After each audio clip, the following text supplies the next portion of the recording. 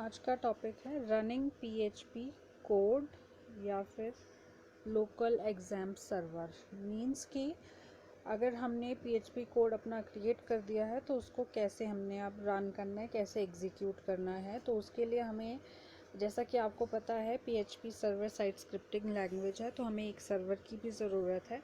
तो हम यहाँ पे जो सर्वर यूज़ करेंगे उसका नाम है एग्ज़ाम सर्वर। ठीक है, एक और सर्वर भी हम यूज़ करते हैं वैम सर्वर, वो भी हम आगे डिटेल में करेंगे, पर आमतौर पे हम जो यूज़ करते हैं दैट इज़ एग्ज़ाम सर्वर। तो ये एग्ज़ाम सर्वर क्या है? The easiest way to run a PHP program for the first time is using the software bundle named XAMPP. तो सबसे आसान तरीका है पीएचपी प्रोग्राम को रन करने का। अगर आप फर्स्ट टाइम यूज़ कर रहे हैं पीएचपी लैंग्वेज और आप अपना पहला प्रोग्राम रन कर रहे हैं, तो सबसे आसान तरीका है आपका एक पूरा सॉफ्टवेयर बंडल आप इस्तेमाल कर सकते हैं एज अ सर्वर अपने प्रोग्राम को रन करने के लिए, जिसका कि नाम क्या है, एग्ज़ाम सर्वर। ठीक है, exam server stands for cross platform Apache PHP and pearl. तो इसकी फुल फॉर्म है आपकी cross platform Apache PHP and pearl. Exam server की एग्ज़ाम जो शब्द है इसका पूरा नाम है cross platform Apache PHP and pearl. तो मीन्स ये एक पूरा बंडल है सॉफ्टवेयर का, जिसमें इकट्ठे आपको 2-3 सॉफ्टवेयर इकट्ठे मिल जाते हैं। ठीक है, आपको अलग अलग तरीके से इन सॉफ्टवेयर को इंस्टॉल करने की ज़रूरत नहीं होती है। एक बंडल के अंदर ही आपको ये पूरे सॉफ्टवेयर अवेलेबल हो जाते हैं। सिर्फ आपको सिंगल सॉफ्टवेयर इंस्टॉल करना है एग्ज़ाम, और आपको इसके साथ जितने भी आपके सॉफ्टवेयर है लाइक अपाचे हो गया, पीएचपी हो गया, पर्ल, ये सारे आपके इंस्टॉल हो जाएंगे। ठीक है, within a few mouse click you can install Apache MySQL PHP and phpMyAdmin on PC. तो एक सिंपल माउस के कुछ क्लिक्स के साथ ही आप एक ही समय में एक ही अपने कंप्यूटर पे अपाचे इंस्टॉल कर सकते हो, माई सीक्वल इंस्टॉल कर सकते हो। अपाचे ये प्लेटफॉर्म है रन करने के लिए। ठीक है, पीएचपी लैंग्वेज को, माई सीक्वल ये आपका डेटाबेस है, पीएचपी आपकी लैंग्वेज हो गई, पीएचपी माई एडमिन। ठीक है, इसको आप इंस्टॉल कर सकते हो अपने पर्सनल कंप्यूटर्स पे। पीसी मतलब पर्सनल कंप्यूटर्स। तो अदरवाइज़ अगर आपके पास एग्ज़ाम नहीं है तो आपको क्या करना पड़ सकता है कि आपको अपाचे अलग से इंस्टॉल करना पड़ेगा, माई सीक्वल अलग से इंस्टॉल करना पड़ेगा, पीएचपी अलग से इंस्टॉल करना पड़ेगा। पर जब आपने एग्ज़ाम इकट्ठा इंस्टॉल कर दिया अपने सिस्टम्स पे, तो उसमें आपके ये सारे के सारे सॉफ्टवेयर्स इन्वॉल्व हो जाते हैं। ठीक है, XAMPP work well with all major platforms window, Mac and Linux. तो जो आपका एग्ज़ाम सर्वर है वो सारे प्लेटफॉर्म्स के साथ अच्छे से कार्य करता है, चाहे आप विंडोज़ में इस्तेमाल कर रहे हो या मैकिन्टोश में आप इसको इस्तेमाल कर रहे हो या फिर लाइनक्स ऑपरेटिंग सिस्टम के साथ आप इसका इस्तेमाल करते हो। तो तो एग्ज़ाम सर्वर एक बेस्ट पैकेज है आपके पीएचपी प्रोग्राम्स को रन करने के लिए। After installing exam, run exam server control panel bye double clicking it's icon. एक बार जब आप इंस्टॉल कर दोगे अपना एग्ज़ाम सर्वर सिस्टम पे, तो आपको उसके बाद आपके सिस्टम पे एक आइकन बन जाएगा एग्ज़ाम सर्वर का, आपने उस पर डबल क्लिक करके उसको रन करना है। ठीक है, once running in its control panel, click the start button beside Apache. After that start MySQL by clicking the start button besides MySQL in the exam control panel। ठीक है, जब आप डबल क्लिक करोगे exam server के icon पे, तो आपकी वो आपका पूरा कंट्रोल पैनल ओपन हो जाएगा। कंट्रोल पैनल ओपन होने के बाद आपने पहले अपाचे बटन के साइड में क्लिक करना है। ठीक है, और दूसरा आपने माई सीक्वल बटन के साइड में स्टार्ट बटन को क्लिक करना है। ठीक है, आपको ये 2 सर्विसेज शुरू करनी होती है अपने एग्ज़ाम सर्वर में, अपाचे और माई सीक्वल, ताकि आपकी पीएचपी स्क्रिप्ट रन कर सके। ठीक है, उसके बाद save the PHP code file in root directory in XAMPP in htdocs folder. अब जब भी आप PHP की फ़ाइल क्रिएट करोगे तो आपको सबसे पहले उसको एग्जाम सर्वर में आपका htdocs फोल्डर होगा, ठीक है, जो एग्ज़ाम की रूट डायरेक्टरी मतलब जो एग्ज़ाम सर्वर की मेन डायरेक्टरी होगी, उसमें आपका एक htdocs नाम से एक फ़ोल्डर होगा। उसमें आपने PHP की सारी फाइल्स को सेव करना है, किस एक्सटेंशन के साथ में, .php एक्सटेंशन के साथ में, ठीक है। जो भी आप PHP फाइल की कोडिंग करोगे वो सारी फाइल्स आपको PHP एक्सटेंशन के साथ htdocs फोल्डर में सेव करनी है, ठीक है। तो ये बात आपने ध्यान में रखनी है। Start the exam server by running start exam server application and click on start services।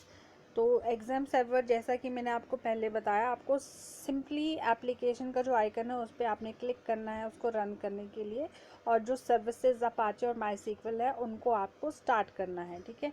Now click on local host. अब आपने क्या करना है, अपना ब्राउज़र ओपन किया, ब्राउज़र में आपने लोकल होस्ट को क्लिक करना है, which will run a default browser. तो आपका लोकल होस्ट एक जो भी डिफ़ॉल्ट ब्राउज़र होगा वो रन कर देगा। On URL type http localhost examp.php। अब जब आपका ब्राउज़र ओपन होता है तो आपने उसमें टाइप करना है http localhost example.php। The output will be display. तो जितनी भी जो भी आपकी फाइल आपने क्रिएट की होगी, उस प्रोग्राम आपने क्रिएट किया होगा, उसकी आउटपुट आपकी डिस्प्ले होगी आपकी ब्राउज़र की स्क्रीन पे, ठीक है।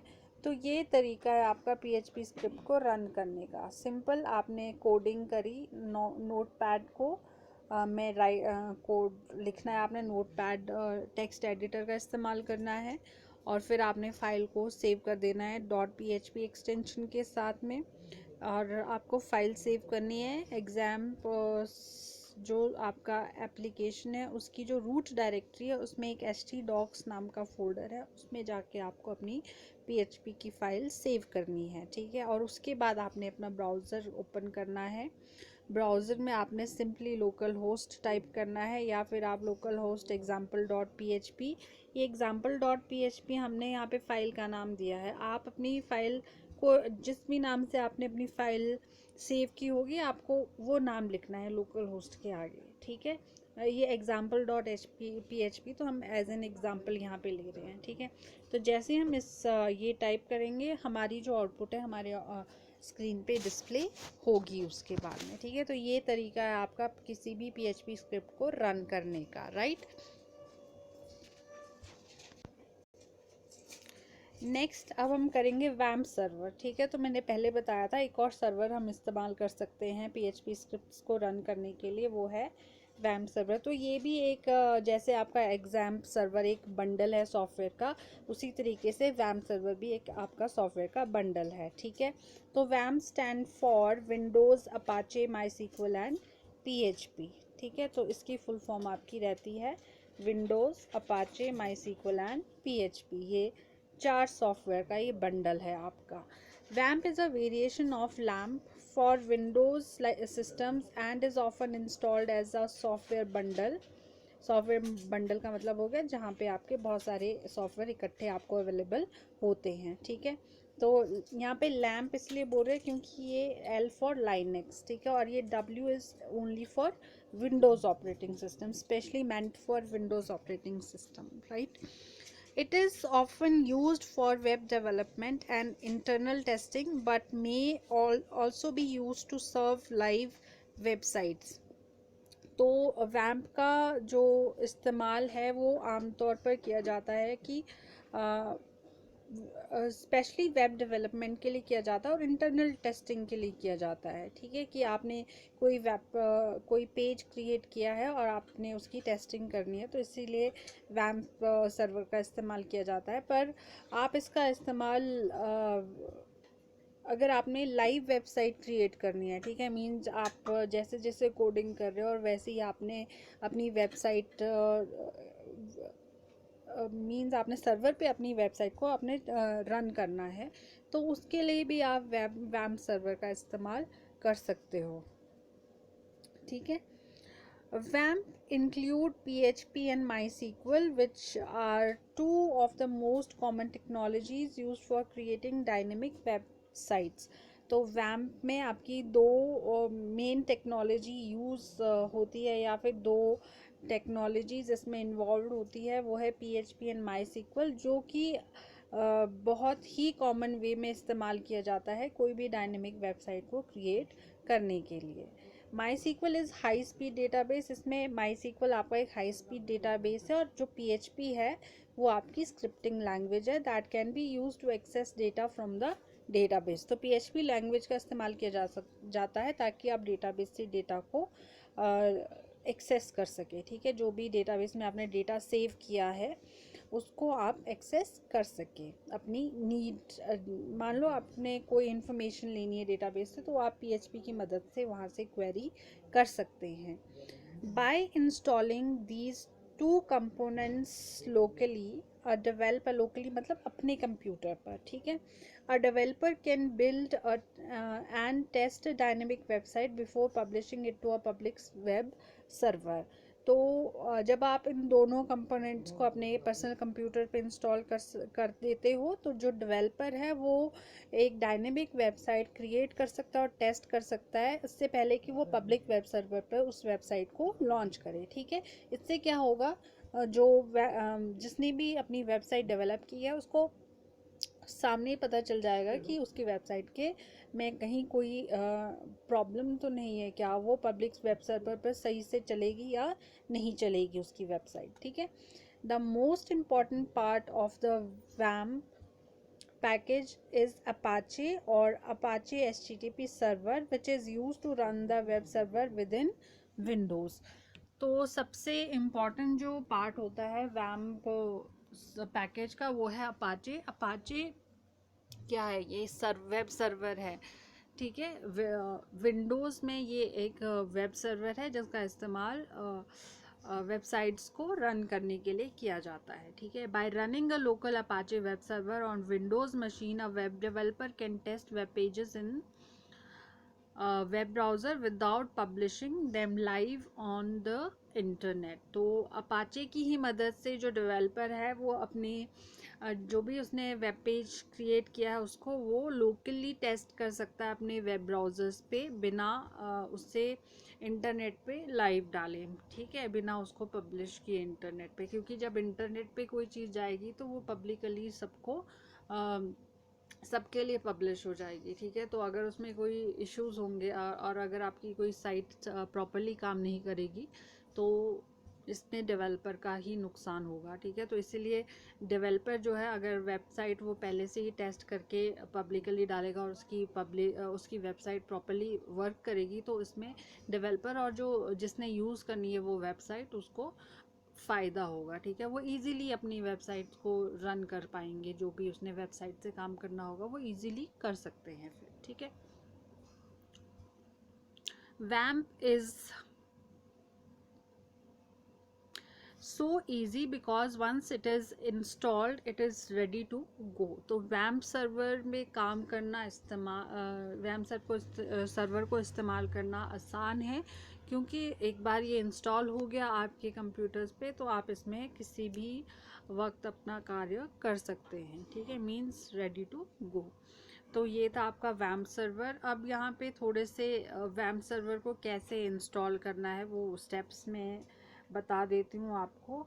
तो वैम्प सर्वर हो या एग्ज़ाम सर्वर हो, सेम प्रोसेस। आपने कोई भी सॉफ्टवेयर आपने जब भी इंस्टॉल करना है उसके स्टेप्स आपके सेम से ही रहते हैं। तो वैम्प के मैं आपको यहाँ पे स्टेप्स बता रही हूँ इंस्टॉल करने के। पहला है open the www.wampserver.com website and download the WAMP server that is according to the version of Windows installed on the computer। तो वैम्प सर्वर को आप इंटरनेट से डायरेक्टली डाउनलोड कर सकते हो। आप विंडो का जो भी आपने वर्जन इंस्टॉल किया अपने कंप्यूटर पे उसके अकॉर्डिंग, ठीक है। तो हर एक वर्जन के अकॉर्डिंग आपका वैम्प सर्वर का सॉफ्टवेयर अवेलेबल होगा इस वेबसाइट पे। देन उसके बाद double click the installer file, a security warning window will open asking if you are sure you want to run this file। तो उसके बाद आपने जो इंस्टॉलर फाइल होगी वैम्प सर्वर की उस पर डबल क्लिक करना है और उसके बाद आपके सामने एक वार्निंग विंडो आएगी जिसमें आपसे पूछा जाएगा कि आर यू श्योर कि आप इस फाइल को रन करना चाहते हैं, ठीक है। तो आपने क्या करना है, click run to start the installation, आपने रन पे क्लिक करना है ताकि आपके इंस्टॉलेशन प्रोसेस शुरू हो सके। वेलकम टू द वैम्प server setup wizard screen appear. अब आपके सामने एक वेलकम स्क्रीन आएगी, welcome server setup wizard screen. आपने उसमें नेक्स्ट स्टेप क्या करना है, click next to continue the installation, आपने नेक्स्ट बटन पे क्लिक करना है ताकि आपकी जो इंस्टॉलेशन है वो कंटिन्यू हो सके। नेक्स्ट स्टेप में क्या है, लाइसेंस एग्रीमेंट आएगा आपका, आपने वो लाइसेंस एग्रीमेंट को एक्सेप्ट करना होता है, ठीक है। एक्सेप्ट करने के बाद आपने नेक्स्ट बटन पे क्लिक करना है ताकि इंस्टॉलेशन आपकी आगे बढ़ सके, ठीक है। फिर नेक्स्ट स्टेप क्या है, select the destination drive where you want to install the software. अब आपने अपने कंप्यूटर पे जहाँ पे इंस्टॉल करनी है अपनी फाइल या फिर जो आपने सॉफ्टवेयर जहाँ पे इंस्टॉल करना है अपने कंप्यूटर पे उस ड्राइव को आपने सेलेक्ट करना है, ठीक है। By default vamp appears on the screen, तो बाय डिफ़ॉल्ट जो आपकी फ़ाइल है वो सी ड्राइव पे ही इंस्टॉल होगी, ठीक है। अगर आप सी ड्राइव के अलावा कोई और ड्राइव पे इंस्टॉल करना चाहते हैं जैसे डी में या ई में, जितनी भी आपके पास ड्राइव है उनमें से किसी एक में आप इंस्टॉल करना चाहते हैं तो आपको वो सिलेक्ट करना होगा, ठीक है। उसके बाद आपने नेक्स्ट बटन पे क्लिक करना है ताकि कंटिन्यू हो सके आपकी इंस्टॉलेशन। नेक्स्ट स्टेप है आपका select additional task, screen appears. इसके बाद आपके सामने ये एडिशनल टास्क की स्क्रीन अपीयर होगी। आपने क्या करना है, click to create a quick launch icon and desktop icon. अब आपने क्लिक करना है क्विक लॉन्च आइकन या फिर डेस्कटॉप आइकन पे। अगर आप चाहते हैं कि जो आपने सॉफ्टवेयर इंस्टॉल किया है उसका आइकन आपके डेस्कटॉप पे अपीयर हो या फिर क्विक लॉन्च जो आपकी टास्क बार रहती है वहाँ पे आपका आइकन उसका अपीयर हो, तो आपने इनमें से किसी ऑप्शन पे क्लिक करना है और उसके बाद फिर से नेक्स्ट बटन पे क्लिक करना है। फिर ready to install screen appears. अब आपके सामने ये स्क्रीन आएगी रेडी टू इंस्टॉल। इसमें आपने कौन से बटन पे क्लिक करना है, इंस्टॉल बटन पे क्लिक करना है टू कंटिन्यू, ओके। नेक्स्ट है वैम्प server will begin extracting files to the location you selecting. अब जो आपका वैम्प सर्वर होगा वो अपनी फाइल्स को आपने जो लोकेशन सिलेक्ट की है वहाँ पे एक्सट्रैक्ट करना शुरू कर देगा, ठीक है। Once the files are extracted you will be asked to select your default browser. एक बार जब आपकी फाइल्स एक्सट्रैक्ट होगी आपकी लोकेशन पे, आपसे फिर से पूछा जाएगा डिफ़ॉल्ट ब्राउज़र के लिए, ठीक है। आपने येस करना है एंड जो भी आपने डिफ़ॉल्ट ब्राउज़र क्रिएट करना होगा, ठीक है। जिस भी ब्राउज़र को आप डिफ़ॉल्ट ब्राउज़र बनाना चाहते हैं उसके लिए आपको येस क्लिक करना होगा। Then PHP mail parameters screen will appear. अब आपके सामने PHP मेल पैरामीटर स्क्रीन आएगी। Leave the SMTP server as local host and email address as you and your domain. You and your domain मतलब जो भी आपका ईमेल एड्रेस होगा, ठीक है। अपना ईमेल एड्रेस आपको देना होगा और जो आपका SMT सर्वर होगा उसको आपने लोकल होस्ट करना है, ठीक है। Then click next to continue. फिर the installation complete screen will now appear. अब आपके सामने इंस्टॉलेशन कंप्लीट स्क्रीन अपीयर होगी, ठीक है। क्लिक चेक द लॉन्च वैम्प सर्वर नाउ बॉक्स। अब आपने ये वाला जो ऑप्शन है लॉन्च वैम्प सर्वर नाउ, इस बॉक्स को आपने चेक, ऐसा बॉक्स होगा उसमें आपने चेक करना है इसको माउस बटन से क्लिक करके, ठीक है। Then click finish. अब इसके बाद फिनिश बटन पे क्लिक करना है ताकि आपकी जो इंस्टॉलेशन है वो कंप्लीट हो सके, राइट। अब नेक्स्ट स्टेप क्या होगा इसके बाद?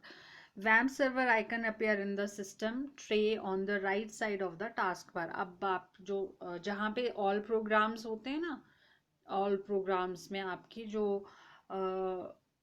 आइकन होगा किसका, वैम्प सर्वर का, वो आपको वहाँ पे अपीयर होगा। या फिर आपने डेस्कटॉप आइकन किया होगा तो आपके डेस्कटॉप पे वो आइकन, वैम्प सर्वर का आइकन आपको दिखाई देगा। If the icon is green, अगर आपका आइकन ग्रीन कलर का है, then everything is working properly, हर एक चीज़ आपकी प्रॉपर वर्क कर रही है। If the icon is orange, अगर आपका आइकन ऑरेंज कलर का होता है, then there are issues with one of the service.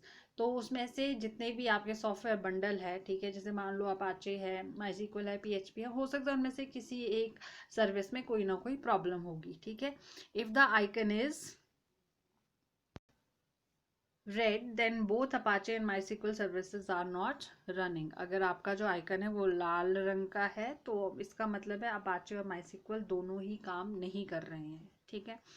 अब टेस्टिंग वैम्प सर्वर, टेस्ट करना है वैम्प सर्वर को, कैसे करेंगे? Once you have completed the installation process, test that your installation is working properly by going to HTTP local host in your browser. तो test करने के लिए आपने क्या करना है, एक बार जब आपका इंस्टॉलेशन प्रोसेस कंप्लीट हो जाता है तो आपने अपने ब्राउज़र पे जाके क्या टाइप करना है URL में, HTTP लोकल होस्ट, ठीक है। द वैम्प सर्वर होम पेज अपीयर, जैसे आप इसको टाइप करोगे तो आपके स्क्रीन पे, ब्राउज़र की स्क्रीन पे आपका वैम्प सर्वर का होम पेज आपको दिखाई देगा। देन ठीक है, राइट। तो अब आप ये सब कुछ टेस्टिंग हो गई, आपके इंस्टॉलेशन हो गई, अब आपने काम करना शुरू करना है अपने वैम्प सर्वर के साथ में। तो आप कैसे करोगे? ऑब्वियसली हम कहाँ जाते हैं सबसे पहले कोई भी सॉफ्टवेयर एप्लीकेशन को ढूंढने के लिए? ऑल प्रोग्राम्स में, ठीक है। ऑल प्रोग्राम्स में जाके हमने फिर क्लिक करना है वैम्प सर्वर पे, देन स्टार्ट वैम्प server every time you switch on the computer, ठीक है। हर बार जब भी आप अपने कंप्यूटर पे को ऑन करेंगे और आपने PHP पे काम करना होगा, अपनी स्क्रिप्ट्स रन करनी होगी, उससे पहले आपको सबसे पहले क्या करना है, वैम्प सर्वर को ऑन करना है, ठीक है। तो ये था आपका पूरा का पूरा installation process of vamp server. इसी तरीके से जो एग्जाम सर्वर है वो भी इसी तरीके से आपका इंस्टॉल होगा, ठीक है। तो ये इस तरीके से आप कोई भी सर्वर, चाहे आपने वैम्प सर्वर यूज़ करना है या फिर एग्जाम सर्वर यूज़ करना है, आप कर सकते हो, ठीक है। जो भी इंटरफेस आपको ठीक लगेगा आप उसका इस्तेमाल कर सकते हो। अब नेक्स्ट टॉपिक है आपका outputting data to the browser, ठीक है, या फिर कंसोल आउटपुट। मीन्स जो भी आपने प्रोग्राम रन किया या स्क्रिप्ट रन की है उसकी आउटपुट आपको कैसे स्क्रीन पे दिखाई देगी, आपके ब्राउज़र की स्क्रीन पे कैसे दिखाई देगी, उसके लिए आप कौन सी स्टेटमेंट यूज़ करते हैं वो हम करेंगे। To display output to a web browser you can use either of the following two ways. तो दो तरीके से आप अपने वेब ब्राउज़र पे आउटपुट डिस्प्ले करवा सकते हो, एक इको स्टेटमेंट यूज़ करके और दूसरा प्रिंट स्टेटमेंट यूज़ करके, ठीक है। अब ये इको और प्रिंट स्टेटमेंट है क्या आपकी, echo and print are more or less the same, ठीक है। ये दोनों आपकी एक जैसी ही मिलती जुलती स्टेटमेंट्स हैं, इन दोनों स्टेटमेंट्स का एक ही काम है, ठीक है। They are both use to output data on to the screen, इन दोनों का इस्तेमाल किया जाता है ताकि आपकी स्क्रीन पे आउटपुट डिस्प्ले हो, ठीक है। द डिफरेंस आर स्मॉल, जो डिफरेंस है दोनों में अंतर है वो बहुत छोटा है। Echo has no return value while print has a return value of 1, so it can be used in expressions. Means कि जब आप इको स्टेटमेंट यूज़ करते हैं तो आपके पास कोई रिटर्न वैल्यू नहीं आती है, ठीक है। और जब आप प्रिंट स्टेटमेंट यूज़ करते हैं तो आपको एक रिटर्न वैल्यू आती है। तो आप जब आपने कोई एक्सप्रेशन की वैल्यूएशन करनी है तो आप वहाँ पे आउटपुट डिस्प्ले करने के लिए प्रिंट स्टेटमेंट का इस्तेमाल कर सकते हैं, ठीक है। Echo can take multiple parameters, although such usage is rare. While print can take one argument, echo is marginally faster than print. अब echo क्या है? echo में एक से ज़्यादा parameters आप use कर सकते हैं। पर प्रिंट स्टेटमेंट में हमेशा आपका एक ही आर्ग्यूमेंट यूज़ होता है। मींस अगर आप एक से ज़्यादा स्ट्रिंग्स या एक से ज़्यादा वैल्यू डिस्प्ले करवाना चाहते हैं स्क्रीन पे तो आप यूज़ करते हो इको स्टेटमेंट, और अगर आप सिंगल आर्ग्यूमेंट डिस्प्ले करना चाहते हो तो आप यूज़ करते हो प्रिंट स्टेटमेंट। ठीक है, बस यही दोनों के बीच में एक डिफरेंस है आपका। और इको थोड़ी आपकी फास्टर है प्रिंट स्टेटमेंट से बिल्कुल कम। ठीक है, इतना ज़्यादा डिफरेंस नहीं है दोनों के दोनों के आउटपुट डिस्प्ले करने में बिल्कुल कम सा डिफरेंस है आपका, मार्जिनली फास्टर, राइट।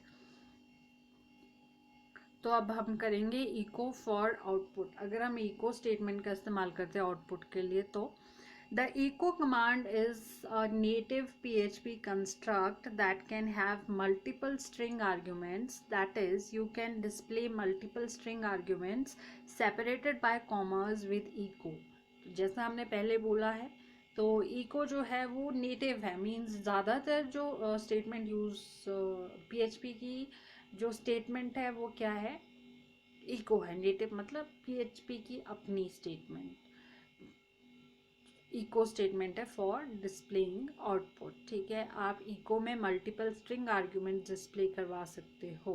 ठीक है, मतलब एक से ज़्यादा आर्ग्यूमेंट, पर वो हर एक आर्ग्यूमेंट जो होगा वो कॉमा से सेपरेट होगा। ठीक है, जैसे हमने यहाँ लिखा है echo hello world, live life king size and good bye. ये हमने 3 आर्ग्यूमेंट्स यहाँ यूज़ किए, ये भी कॉमा से सेपरेट है और ये भी कॉमा से सेपरेट है। ठीक है, तो इसकी आउटपुट क्या होगी, जब डिस्प्ले होगी आउटपुट इकट्ठी ये डिस्प्ले हो जाएगी, मतलब hello world, live life king size and good bye world. ठीक है, तो हमने ये क्या किया, एक से ज़्यादा आर्ग्यूमेंट यहाँ पे डिस्प्ले करवाए अपने ब्राउज़र पे। ठीक है, विद इको पैरेंथेसिस, पैरेंथेसिस मतलब ब्रैकेट्स आर ऑप्शनल, मीन्स आप ब्रैकेट्स का यूज़ कर सकते हो स्टेटमेंट में और नहीं भी कर सकते हो, ये आप पे डिपेंड है। ठीक है, but if you are using parenthesis then you can display only a single argument.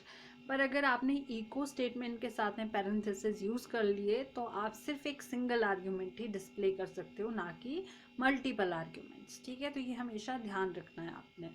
Next है अब आपकी प्रिंट फॉर आउटपुट, मीन्स अगर आप आउटपुट के लिए प्रिंट स्टेटमेंट का इस्तेमाल करते हो, print statement is used to display the data. Obviously जब हमने पीछे बोला है कि ये आउटपुट स्टेटमेंट है तो इसका इस्तेमाल आपकी डेटा की आउटपुट को या डेटा को डिस्प्ले करने के लिए इसका इस्तेमाल किया जाता है। Print statement can only have one string argument whether used with or without parenthesis. ठीक है, अब प्रिंट स्टेटमेंट में क्या है, एक ही आर्ग्यूमेंट आपका डिस्प्ले होगा या फिर एक ही आर्ग्यूमेंट आपका यूज़ होगा प्रिंट के साथ, चाहे आप उसको पैरेंथेसिस के साथ में यूज़ करो या फिर बिना पैरेंथेसिस के साथ में यूज़ करो। ठीक है, तो ये था आपका प्रिंट स्टेटमेंट। तो कैसे हम इसको यूज़ करेंगे, यहाँ पे हेलो वर्ल्ड, ये एक ही आर्ग्यूमेंट है आपका। ठीक है, ये विदाउट पैरेंथेसिस है और यहाँ पे हमने इसको पैरेंथेसिस के साथ में इस्तेमाल किया है, और ये दोनों जो स्टेटमेंट है आपकी वो सेम है, चाहे आप उसको ब्रैकेट्स के साथ में आर्ग्यूमेंट डिस्प्ले कर रहे हो या फिर बिना ब्रैकेट के। ठीक है, the print function requires that you provide one string argument. Therefore, to work with multiple string, you must use the string concatenation operator.